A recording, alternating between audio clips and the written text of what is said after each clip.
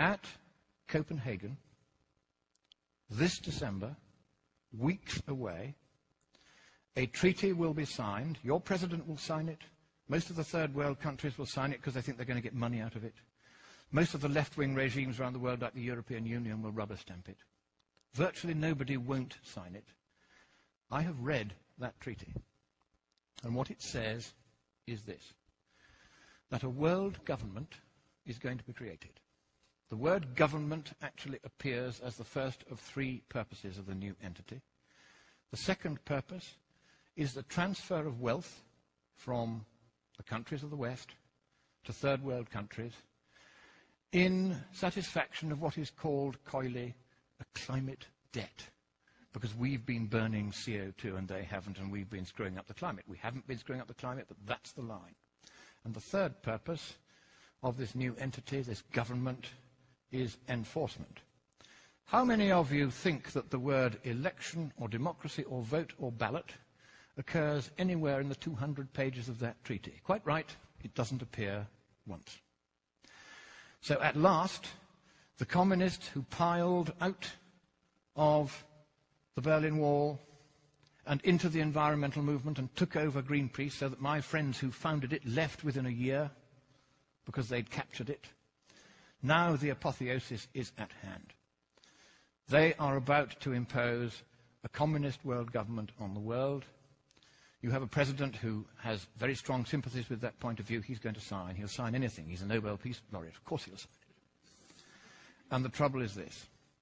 If that treaty is signed, your constitution says that it takes precedence over your constitution. And you can't resile from that treaty unless you get the agreement of all the other states parties. And because you'll be the biggest paying country, they're not going to let you out. So, thank you, America. You were the beacon of freedom for the world. It is a privilege merely to stand on this soil of freedom while it is still free. But in the next few weeks, unless you stop it, your president will sign your freedom, your democracy, and your prosperity away forever. And neither you nor any subsequent government you may elect will have any power whatsoever to take it back again. That is how serious it is. I have read the treaty. I've seen this stuff about government and climate debt and enforcement. They are going to do this to you, whether you like it or no. But I think it is here in your great nation, which I so love and I so admire.